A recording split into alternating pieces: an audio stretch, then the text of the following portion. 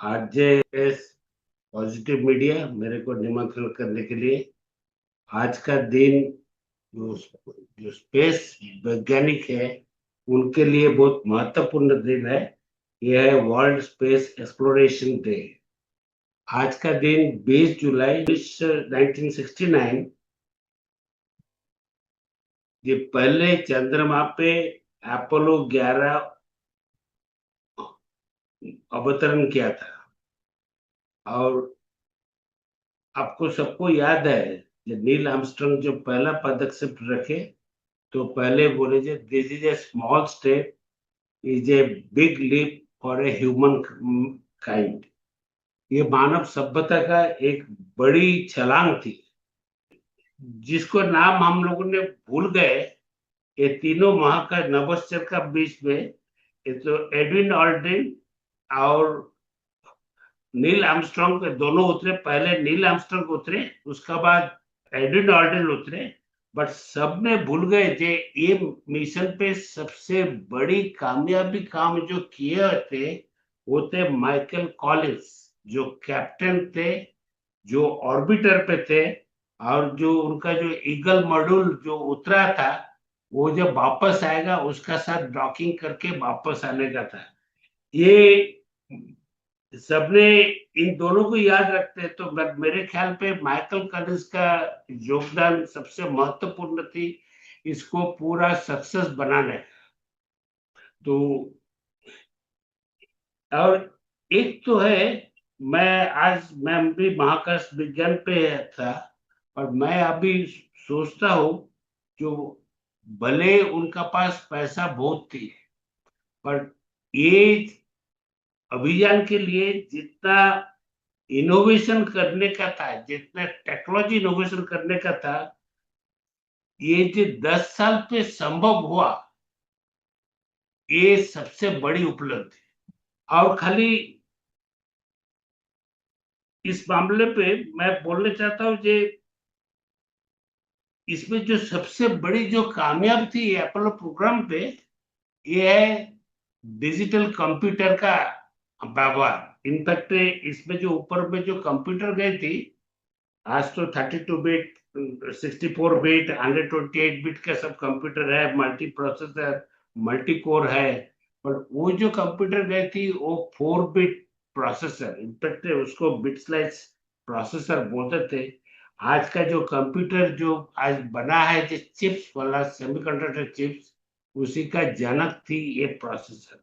मेरे को कभी कभी लगता है कि आज जो हम लोग जो कंप्यूटर और सॉफ्टवेयर का जो अग्रगति देख रहे हैं जो टेक्नोलॉजी, ये शायद वो टाइम पे ये नहीं होता ना, एक अपोलो प्रोग्राम नहीं होता तो एक कंप्यूटर साइंस और कंप्यूटर विज्ञान और कंप्यूटर टेक्नोलॉजी का विकास भी आज तक नहीं होता है और सेमीकंडक्टर टेक्नोलॉजी का भी विकास नहीं होता।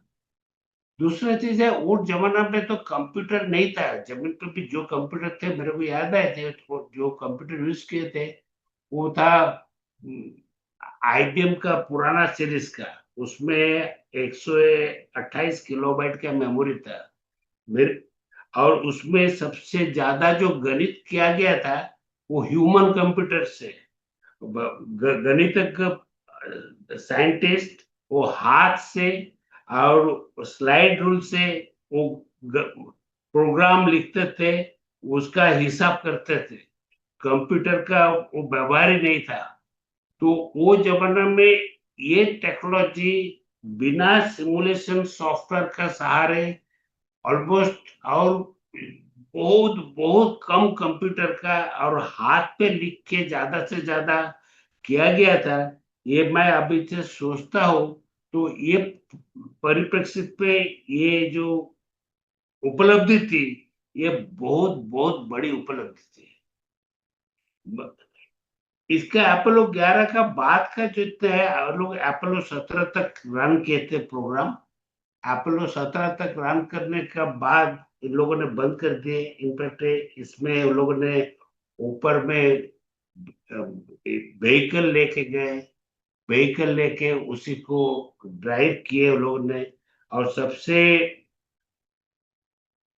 आप लोग को जान के चमक जाएंगे वो जो व्हीकल का टायर था वो था स्टील रेडियल टायर, वो पूरा वो स्टील का जाली बना था, और वो जो रेडियल टायर उसमें रबर कुछ नहीं था, और वो कंसेप्ट से आज आप लोग जो रेडियल टायर देखते हैं ना, ट्रक का रेडियल टायर अंदर जो जाली रहता है, उसका अनुप्रेरणा वो महाकाश यान से आई थी। और सबसे जो बहुत बड़ी चीज, आप तो डिजिटल कैमरा सब व्यवहार करते हैं, इसके लिए जो पहला चिप जो बनी थी वो बहुत उसका शायद कुछ 128 by 128 पिक्सल का कैमरा था, वो भी सॉलिड स्टेट का जो पहली कैमरा वो टाइम पे आविष्कार हुई थी नासा का तरफ से, वो आज हमारा मोबाइल पे आप हम सबका अंग है। और ये आज दुनिया का mapping, imaging, remote sensing technology पे बहुत बहुत सहायता की। तो आपको देखने चकित होगी जे एक दशक का अंदर एक देश इतने मेधा को एकत्रित करके इतने सारे नई टेक्नोलॉजी बनाए, जो आज पृथ्वी का जो को टेक्नोलॉजी को शायद एक शतक आगे लेके जा सका। तो सभी ने सोचते हैं जे रशियन लोग काहे नहीं गए। इनफैक्ट रशियन जो स्पेस प्रोग्राम थे उसका हेड थे किरलॉव। इनफैक्ट उनको इतने सीक्रेटली रखा जाता था, ये किरलॉव को ये कोई उनका नाम से जानता नहीं था। इनफैक्ट रशियन लोगों ने कोल्ड वॉर का युग थे, तो किरलॉव सबने बोलते हैं कि किरलॉव ने जो इंजन आविष्कार किए थे लिक्विड इंजन, वो सैटर्न का लिक्विड इंजन से भी बेहतर थी। और उनका जो स्पेस प्रोग्राम था, ये ये स्पेस प्रोग्राम उन लोगों ने प्लान किए थे कि अमेरिकन का पहले रशियन को चंद्रमा में उतारेंगे। ये क्या हुआ था कि किरलॉव का 1966 पे असैसिनेशन हो गया है, उनको ऑपरेशन टेबल पे कोई मार दिया। वो छोटी सी ऑपरेशन में गए थे, उधर ही कोई मार दिया ऑपरेशन टेबल पे।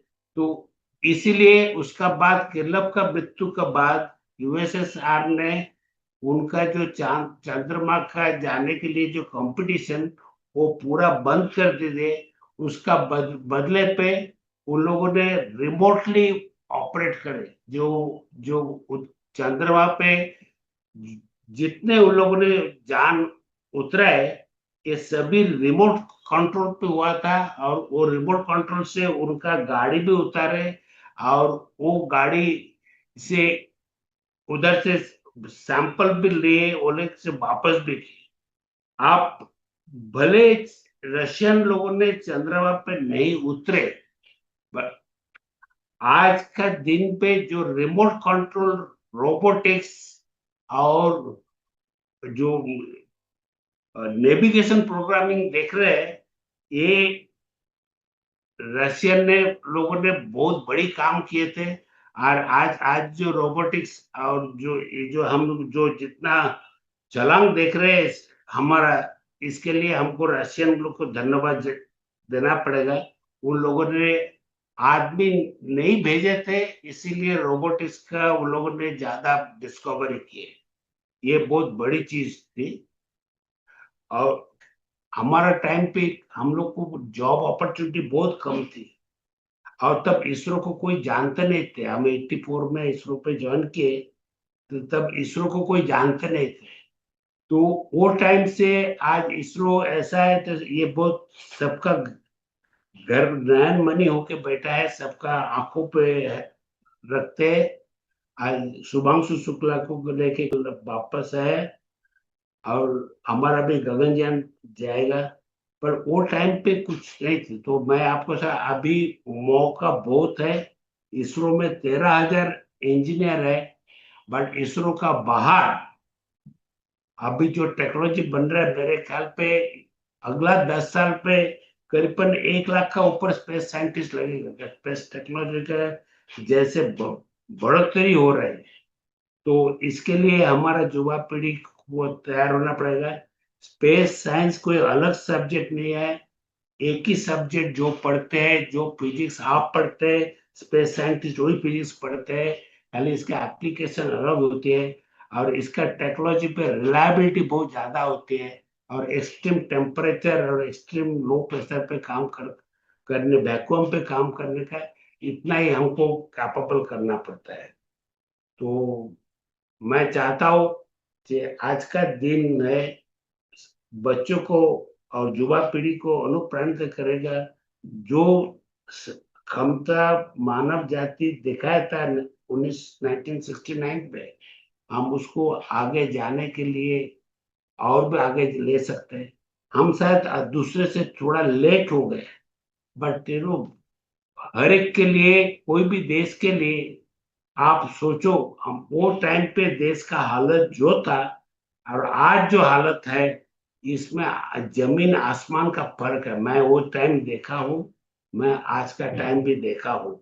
आज का बच्चों जो जो जो सुविधा मिलती है हमको वो नहीं मिली। तो आप लोग को, तो हम लोग जब सुविधा नहीं थे तब उससे बड़े होके जब इतना तक आगे ले जा सके, आप लोग इतने सुविधा मिले हैं, तो आप लोग और भी ऊंचाई पे देश को ले जा सकेंगे, ये मेरा विश्वास है और ये मेरा आशा है। धन्यवाद। धन्यवाद सर।